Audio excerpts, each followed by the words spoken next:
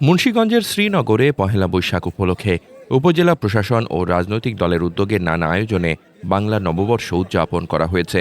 উৎসবমুখর পরিবেশে দিনব্যাপী সাংস্কৃতিক অনুষ্ঠানের মধ্য দিয়ে তুলে ধরা হয় বাঙালি সংস্কৃতির ইতিহাস ও ঐতিহ্য। মুন্সিগঞ্জ জেলার ভ্রাম্যমাণ প্রতিনিধি এম এ কাইয়ুমের প্রতিবেদনে থাকছে বিস্তারিত।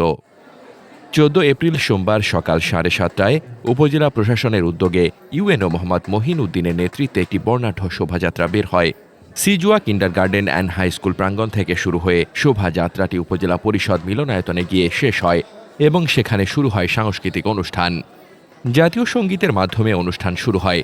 এরপর উপজেলা শিল্পকলা একাডেমি ও শিশু একাডেমির শিল্পীদের পাশাপাশি স্থানীয় সাংস্কৃতিক সংগঠনের শিল্পীরা নৃত্য ও সঙ্গীত পরিবেশন করেন।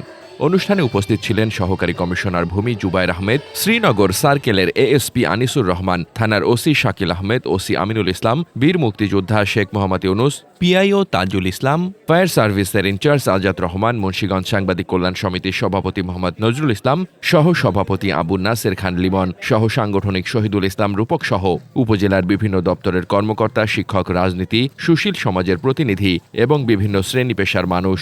অনুষ্ঠানের পাশাপাশি ইউএনওর সরকারি বাসভবনে পান্তা ইলিশ পরিবেশন করা হয়। অন্যদিকে সকাল ৮টায় বিএনপির জাতীয় নির্বাহী কমিটির স্বেচ্ছাসেবক বিষয়ক সম্পাদক মীর শরফত আলী শোপুর দামলা মীরবাড়ি বাসভবনে আয়োজন করা হয় রাজনৈতিক মিলন মেলার। সেখানে পান্তা ভোজ ও বাউল গানের আয়োজন করা হয়। এ সময় বিএনপির যুগ্ম মহাসচিব হাবিবুন নবী সোহেল সাংবাদিকদের বলেন, দীর্ঘ ১৬ বছর পর আন্দোলনের মধ্য দিয়ে দেশে গণতন্ত্রের একটি সুবাতাস বইতে শুরু করেছে।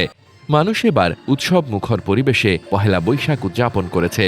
আমরা চাই একটি অবাধ, নিরপেক্ষ ও সুষ্ঠু নির্বাচন। মানুষ এখন ভোট দেওয়ার জন্য প্রস্তুত।